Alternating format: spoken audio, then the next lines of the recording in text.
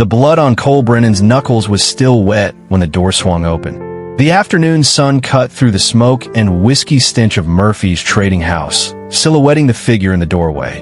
A woman with a Henry repeater slung low at her hip, 15 rounds chambered, barrel angled down but ready. The room went silent. 30 men frozen mid-drink, mid-car game, mid-breath. In the corner, old Samuel Marsh sat crumpled against the wall, face beaten to raw meat, one eye swollen shut, ribs showing through torn shirt fabric, blood pooling in the dirt beneath him. Cole turned from admiring his work, saw the woman, and smiled that same smile that had gotten 6 men killed in Abilene. Well now, he said, company. Nobody knew what would happen next, but everyone knew someone was about to die. 6 hours earlier, Emma Marsh had been fixing fence line on the North 40 when her father rode up on the old mare, moving slower than usual. She was 34, unmarried, strong from 2 decades of farm work, mending wire, birthing calves, hauling water when the well ran dry. Her hands were her father's hands, scarred, capable, honest. She turned down 4 marriage proposals because none of the men understood what the land meant, what it cost, what it was worth. Samuel Marsh was 79, weathered face carved by 50 prairie winters, hands thick with calluses from working 300 acres his grandfather had claimed in 1841. He moved like a man made of wire and leather, still tough but brittle in ways Emma noticed more each year. Need to go into town, he said. Emma looked up from the fence post. What for? Bank business. Pa, we talked about this. I know what we talked about. His voice was quiet, final, and I know what I'm doing. She watched him right away. That feeling in her gut she'd learned to trust. Something was wrong. I've been wrong for months. The loan, the crop failure, Cole Brennan tightening his grip on every farm in the county. Emma and her father ate breakfast together every morning at dawn. Same table her grandmother had used. Biscuits and coffee and whatever needed saying. Sometimes they talked. Sometimes they didn't. The talking wasn't what mattered. It was the showing up, the being there. 50 years of that, since the day she was born in the room upstairs, delivered by her mother's hands while her father boiled water and paced and prayed. Her mother had died when Emma was 8. Fever, 3 days from healthy to cold. Her father had carried the body to the family plot himself, dug the grave in frozen ground, and then come back to cook Emma's supper because grief didn't change the fact that a child needed feeding. She was 12 when the Comanche raided. Her father had hidden her in the root cellar, told her to stay quiet no matter what, and gone out with a rifle. She'd heard the shots, the screams, the silence after. When he came back, bleeding from a gash across his ribs, he'd pulled her out, held her tight, and said, "You're safe. That's all that matters." She was 17 when her brother Jacob died. Thrown from a horse, broke his neck. Her father had held the funeral, read from the family Bible with hands that shook, and then the next morning went back to plowing because crops didn't care about grief. Because survival meant keeping going even when going felt impossible. That's what 300 acres of marshland meant. It wasn't dirt and wheat. It was every sacrifice. Every loss survived. Every morning her father chose to keep breathing and working and protecting what his father had protected and his father before that. 3 generations of refusal to break. Emma finished the fence and rode back to the house. Started supper even though she wasn't hungry. Waited for her father to come home. He didn't come home. At 11:30 that morning, Samuel Marsh had walked into Cole Brennan's office above the feed store with his hat in his hands and what was left of his dignity in his spine. The office was too fine for Red Creek. Walnut desk shipped from Kansas City. Persian rug on plank floors. Cole Brennan sat behind that desk like a king on a throne, 28 years old and handsome in a way that made men careless. Tailored vest, gold watch chain, smile that never reached his eyes. "Mr. Brennan," Samuel said, "I'm here about the loan." Cole didn't stand, didn't offer a chair, just looked at Samuel the way a man looks at dog shit on his boot.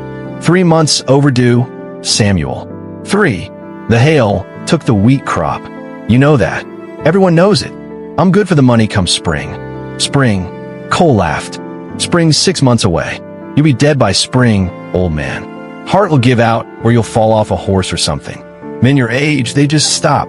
Samuel's jaw tightened. Felt every one of his 79 years pressing down on him. I'm asking for an extension. 30 days. That's all I need. And I'm telling you no. Cole stood now, walked around the desk. Circled Samuel like a predator. But I'll make you a deal. Man to man. The way he said, man to man, made Samuel's stomach turn. You land one punch on me, Cole said, stopping in front of him. Just one. And you get a full month extension. No interest. No penalties. We'll call it entertainment. I'm not fighting you. Then you're losing the farm. Today, sheriff's got the foreclosure papers ready. I'll own your land by sundown. That 300 acres your granddaddy died protecting?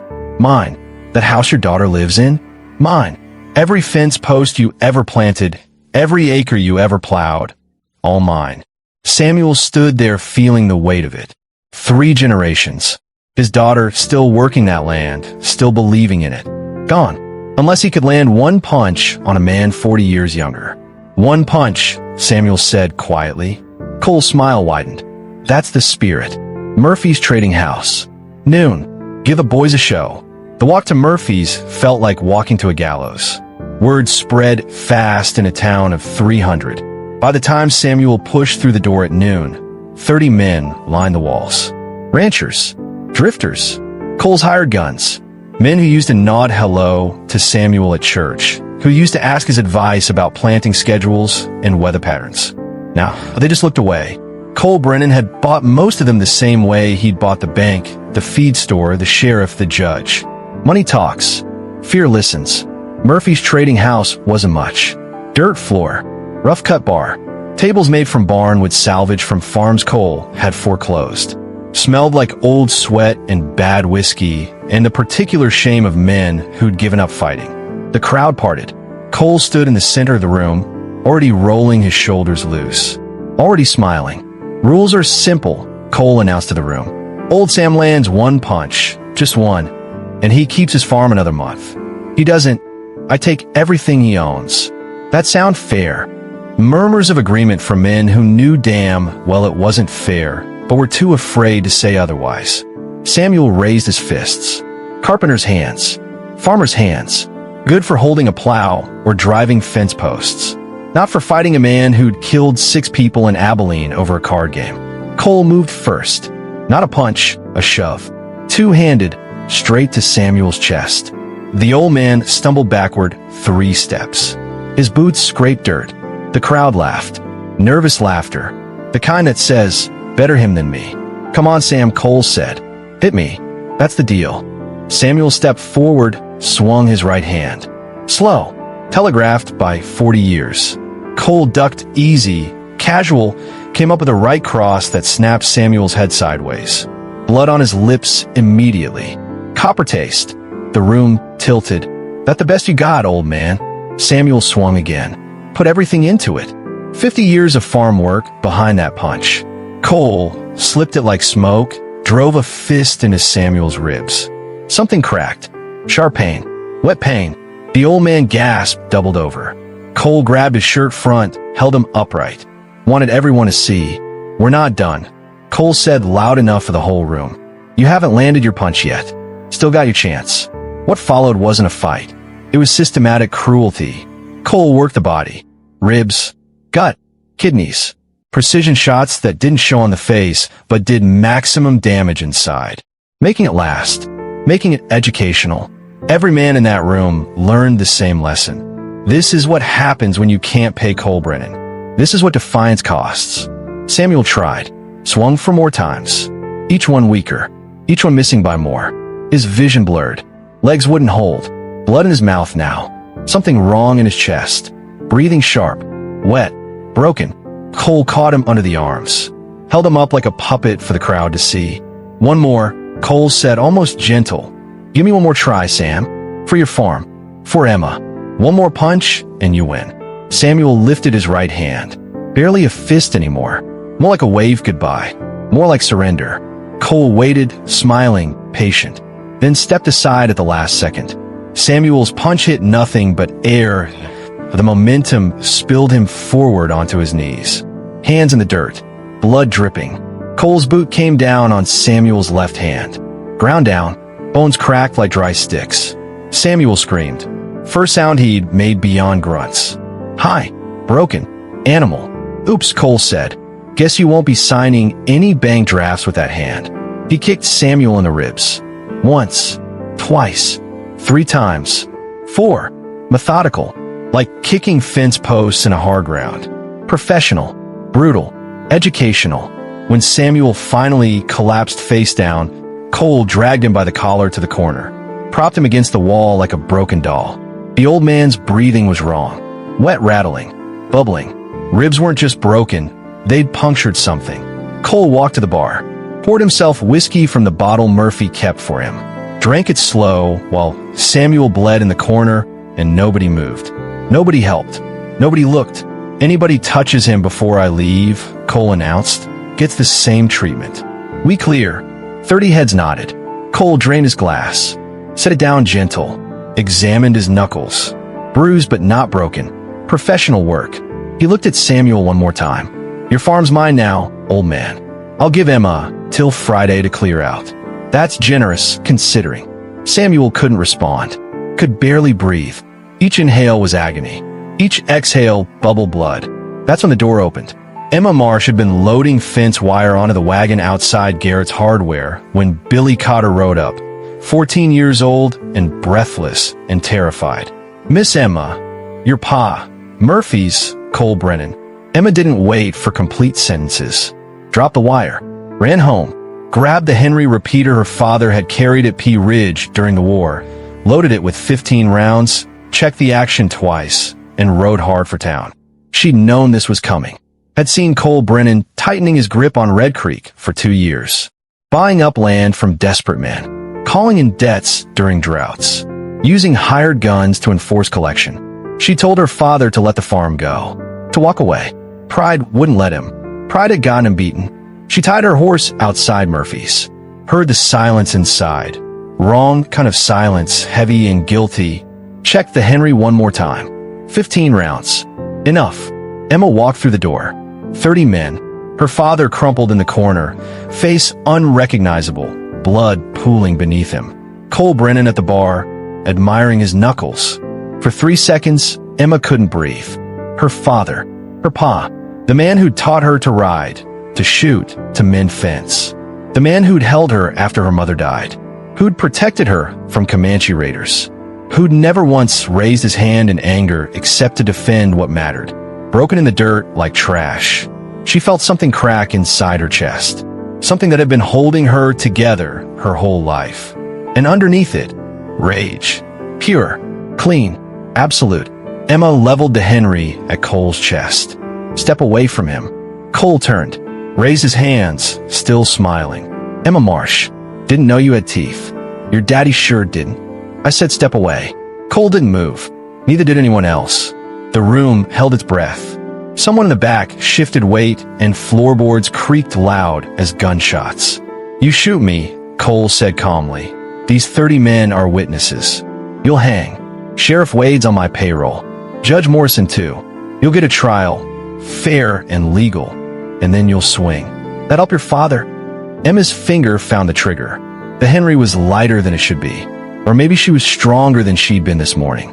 Stronger than she'd ever been. I'm counting to 3, Emma said. Her voice was flat, final, the voice of someone who'd already decided and was just explaining the decision. 1. This is Red Creek, girl. We got laws. We got order. 2. Cole's smile faded for the first time. He'd bought the sheriff, the judge, half the town. But he couldn't buy the look in Emma's eyes. He'd seen it before, during the war, in men who'd already made peace with dying and were just picking how they'd go. 3. Cole stepped sideways. Fast. Hands visible. All right. Take him. He's all yours. Emma moved to her father, rifle still on Cole. Knelt beside him. Pa, can you hear me? Samuel's good eye opened. Barely. Try to hit him. I know, Pa. I know you tried. The farm. Forget the farm. We're leaving. Can't. Emma, 3 generations, can't let him. She got her arm under his shoulders. Tried to lift him. He was all bone and blood and broken things. Made a sound that wasn't human when she moved him. Help me. Emma said to the room, to 30 men who'd watched her father get beaten. "Somebody help me." Nobody moved. Emma looked at them, really looked, saw the fear, the shame, the relief that it wasn't them bleeding in the corner. And she understood. Cole Brennan had already won. Not just her father's farm, the whole town, every soul in it. "Fine," she said. "I'll do it myself." She got Samuel upright, half carried, half dragged him to the door, took everything she had. The Henry swung awkward on its sling. Her father's blood soaked into her dress. Men parted to let them through, but didn't help. Didn't meet her eyes. At the door, Emma stopped, turned, looked at Cole Brennan standing at the bar, relaxed, confident, victorious. "This isn't over," she said. Cole smiled. "I think it is, sweetheart." "No," Emma said. "It's not." She got her father to Doc Morrison's surgery 2 doors down. Doc took one look, and his face went gray. "Emma, Jesus, what happened?" "Cole Brennan happened. Help him." Doc cleared the table, got Samuel on it, started cutting away the bloody shirt. Emma stood in the corner, Henry still in her hands, watching. "Broken ribs," Doc muttered, probing gently. 4, maybe 5. Left hand's completely shattered. "Looks like, Christ, looks like someone stepped on it deliberately." He listened to Samuel's breathing. "Punctured lung, probably internal bleeding." "Emma, he needs a hospital. Kansas City, or he's staying here.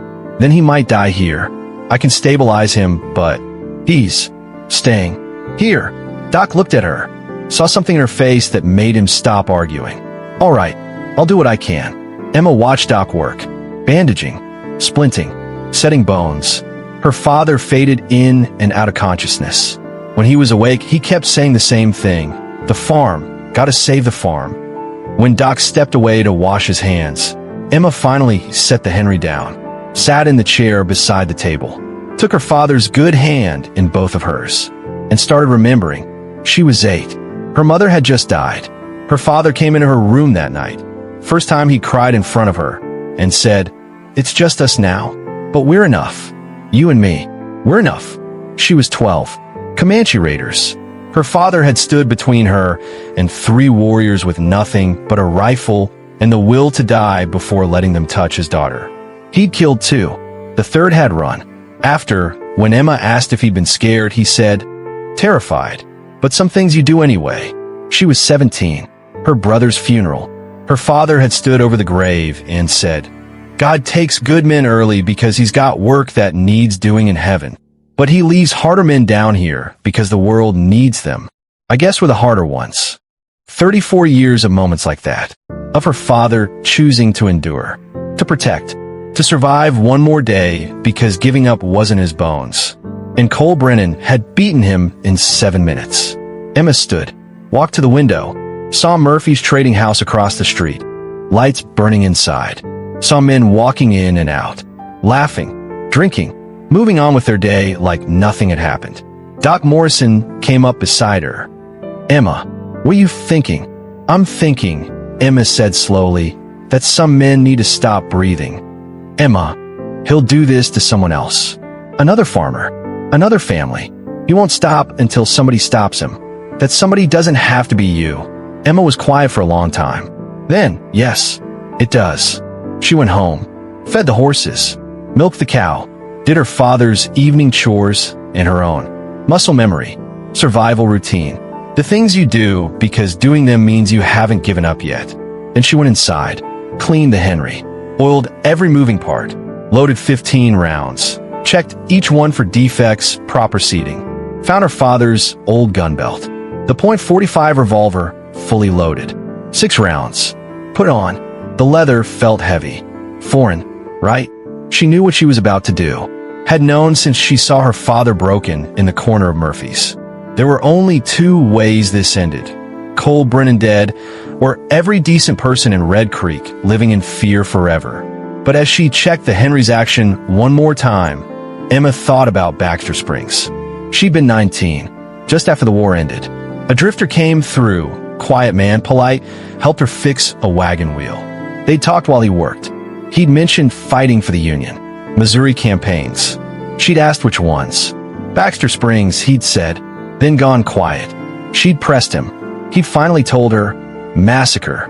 Confederate guerrillas under Quantrill slaughtered 100 Union soldiers and civilians. Women, children. It wasn't a battle. It was butchery. I killed 17 men that day, the drifter had said. Maybe more. Lost count. Some were soldiers. Some weren't. I didn't care anymore. Just wanted them dead. All of them. He'd looked at his hands. Took me 5 years to stop seeing it. Their faces. Still dream about it sometimes. Still wonder if I'm going to hell for it. Emma had asked him why he'd told her. Because, he'd said, you look like someone who's thinking about killing.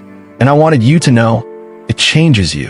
The first time, the 10th time, the 20th time, each one takes something, and you don't get it back. Then he'd left. She'd never learned his name. Emma looked at the Henry in her hands. 15 rounds. Thought about pulling the trigger. About watching Cole Brennan fall. About the satisfaction of it. The justice. About what it would cost. But then she thought about her father. About 3 generations of marshland. About every farmer in Red Creek living under Cole's boot. About mercy versus justice and which one mattered more. She didn't have an answer. She put on the gun belt anyway. The moon was up when Emma walked back into town. Murphy's trading house was still open. Still had a crowd. Still had Cole Brennan holding court like a king. Emma pushed through the door for the second time that day. The Henry was in her hands. The revolver on her hip. Her father's blood still stained her dress, dry brown now. The room went silent again. Deja vu, 30 men and no friends. Cole turned. Saw her. His smile came back. Twice in one day. I'm honored. Outside, Emma said, now, why would I do that? Because if you don't, I'm going to shoot you right here, right now, and then shoot every man who reaches for a gun. Emma worked the Henry's lever. Chambered around. Loud in the silence. 15 rounds in the Henry. 6 in the revolver. 21 shots. I count 19 men standing. That's 2 bullets to spare. Cole's jaw tightened. For the first time, the smile didn't reach his eyes. You're making a mistake, girl. Probably. Let's find out. She backed toward the door. Cole followed. So did the crowd. They weren't missing this. Small-town entertainment. Blood sport. Emma walked into the street. Stopped 30 feet from Murphy's. Turned. Cole stood on the porch. 4 of his hired guns flanked him. Dutch Reynolds, Cutter Morgan, the Pike brothers. All 4 wore guns. All 4 had reputations. Change my mind, Cole called. Odds feel more fair this way. 5 against 1. Emma looked at them. 5 killers. Professionals. Men who'd fought in the war and kept fighting after because peace didn't suit them. Fair enough, she said. The street was empty except for them. Wind blew dust devils between the buildings. Somewhere a dog barked. The moon painted everything silver and black and the color of old blood. 5 men on the porch. 1 woman in the street. 20 spectators pressed against storefronts, wanting to watch, but not wanting to catch stray bullets. Your father begged, Cole said into the silence. Did you know that? Not with words, but I saw it in his eyes. He wanted mercy. I gave him a chance, 1 punch, and he couldn't even land it. What makes you think you're any different? I'm not looking for mercy, Emma said. And I'm not trying to land a punch. What are you doing then? Settling accounts. Cole's hand drifted toward his gun. You kill me, you'll hang. My men will testify. They'll say you murdered me in cold blood. That you provoked this. That we were defending ourselves. Maybe, but you'll still be dead. Is that enough for you? Dying just to take me with you. Emma thought about her father. About the farm. About every person in Red Creek who lived in fear. Thought about who she'd have to become to end this. Yeah, she said. It's enough. Dutch Reynolds drew first. Stupid. Overconfident. Thought his speed mattered. It didn't. Bang. Emma fired from the hip. The Henry kicked. Dutch's chest exploded. He staggered backward, hit the porch railing, went over. Dead before he hit the ground. 1 down. 4 remain. Cutter Morgan and both Pike brothers drew simultaneously. Emma was already moving. Dove left, rolled behind a water trough. 3 guns fired. Bullets punched holes in the trough. Water sprayed. Bang, bang, bang. Emma came up shooting. Worked the lever between shots. Smooth. Fast.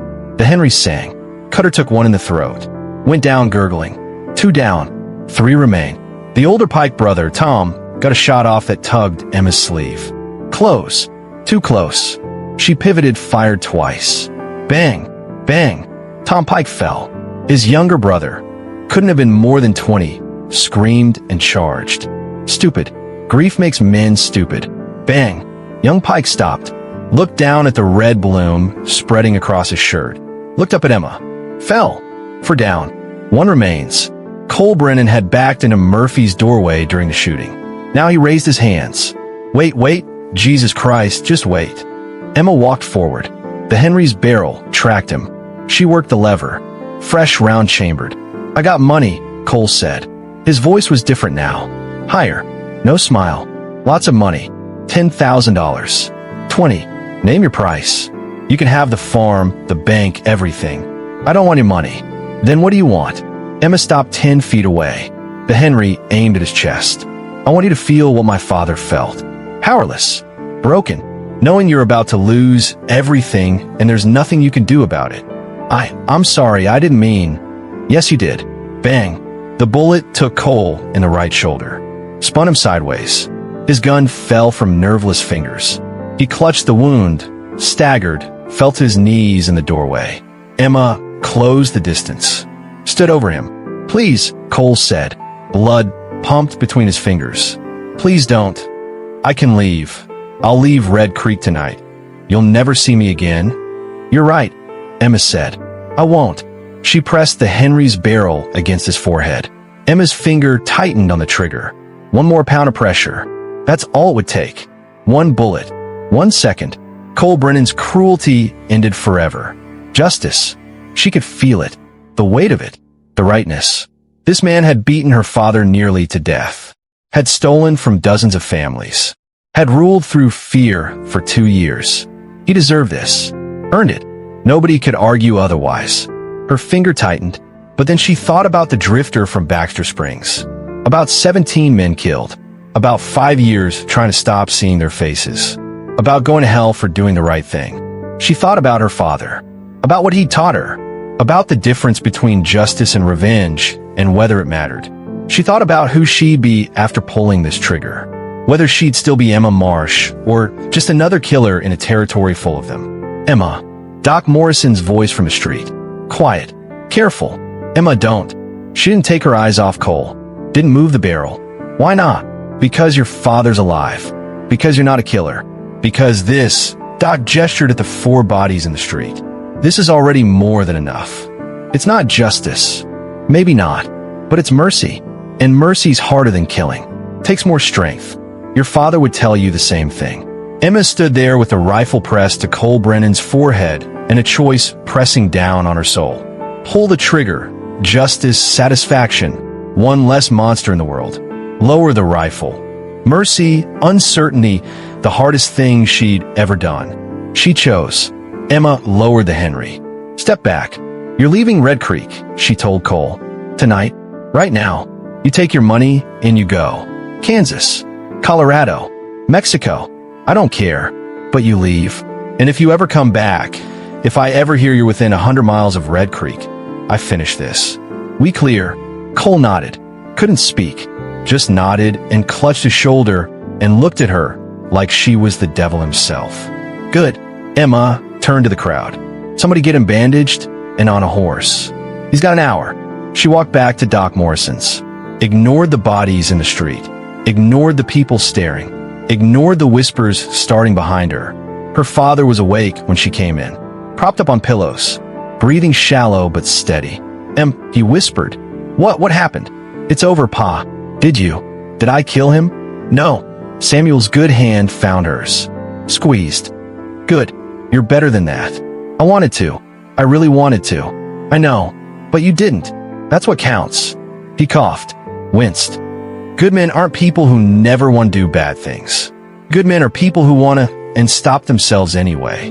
Emma sat beside him, held his hand, felt herself shaking, adrenaline draining, reality setting in. For men dead in the street. Cole Brennan alive because she'd chosen mercy over justice. Did I do the right thing? She asked. Don't know, Samuel said. But you did the hard thing. And the hard thing's usually the right thing. Outside, she heard a horse leaving at a gallop. Cole Brennan, running, bleeding. Alive? Emma closed her eyes. 3 weeks later, Samuel Marsh died. Not from a beating. Doc Morrison said the ribs were healing, the lung was stable. His heart just stopped. Gave out one morning, gentle and final. Emma found him in bed, looking peaceful for the first time in months. Like he'd been waiting to make sure she was safe before he let go. The funeral was small. 50 people came, more than Emma expected. The same 30 from Murphy's, plus 20 more from outlying farms. They stood around the grave with guilt written on their faces, and Emma hated them for it. For coming now when it didn't matter. For bringing flowers when they should have brought fists 3 weeks ago. But she let them stay, because her father would have wanted it. Sheriff Wade came by after, stood at a respectful distance, hat in his hands. Miss Emma, just wanted to say things are changing. In Red Creek. How's that? Cole's gone. The bank got new owners, Silverton family from Kansas City. Good people. They're forgiving some debts, giving extensions, being fair. Took 4 bodies and a near beating to death to make things fair, Emma said. Wade looked at his boots. Yeah, it did. And I should have stopped it sooner. Should have stood up. I didn't. I'm sorry. Sorry doesn't bring my father back. No, ma'am, it doesn't. Wade put his hat on, started to leave. Stopped. For what it's worth, what you did took courage. More than the rest of us had. He left. Emma stood at her father's grave until sunset, thinking about courage, about mercy, about whether she'd made the right choice or just the hardest one. Over the next months, Red Creek transformed slowly. The new bank returned 19 foreclosed properties to families who could work them. Sheriff Wade found a spine somewhere and started enforcing laws fairly instead of selectively. The fear that had gripped the town for 2 years loosened its hold. Emma heard through traveling merchants that Cole Brennan had set up in Tucson. Same schemes, same cruelty, different town. She thought about riding down there, finishing what she'd started, but she didn't. That wasn't her job, wasn't her burden. She had 300 acres to maintain, a farm to protect, a legacy to honor. People left her mostly alone, respected her, feared her a little. When disputes needed settling, they sometimes asked her opinion. She gave it straight and simple, the way her father had taught her. Didn't pull punches, didn't sugarcoat, just truth, fair she could manage. But at night, on the porch, with the Henry across her lap and her father's chair empty beside her, Emma wondered if she'd pulled the trigger. If Cole Brennan had died in the dirt outside Murphy's, would her father be alive? Would Tucson be safer? Would she be different? No way to know. Mercy meant living with questions. Justice meant living with answers. She'd chosen mercy. Now she had to live with it. The prairie stretched out forever in the moonlight. Dark, empty, full of possibility and threat in equal measure. 300 acres of marshland, bought with blood and sweat and sacrifice going back 3 generations. Hers now, her burden, her inheritance. She'd protect it, same as her father, same as his father, for as long as she could stand and breathe and pull a trigger if necessary. Maybe that was enough. Maybe that was all anyone could do. Stand your ground. Protect what matters. Show mercy when you can. And when you can't, when the choice comes and it's yours alone, make it and live with it and keep going. Because that's what the prairie taught you. That's what survival meant. Not winning, not losing, just enduring. One day, one choice, one sunset at a time. Emma Marsh sat on that porch every evening for the rest of her life. Henry rifle on her lap, eyes on horizon, waiting for whatever came next. Some nights, she dreamed about pulling the trigger, about Cole Brennan's blood in the dirt, about justice served clean and final. Other nights, she dreamed about mercy, about her father's hand in hers, about choosing the hard thing because it was right even when right felt wrong. She never knew which dream was true. Maybe both. Maybe neither. Maybe the answer didn't matter as much as the question. So what do you think? Was Emma right to spare Cole Brennan? Or should she have finished it when she had the chance? Justice or mercy? Which one protects more people in the long run? Drop your honest thoughts in the comments. No wrong answers, just different weights on the same scales. And if this story hit you somewhere deep, if it made you think about hard choices and what it costs to make them, Subscribe for more tales from the untamed frontier, where right and wrong weren't always clear, and survival meant more than just staying alive. Thanks for watching. See you on the next trail.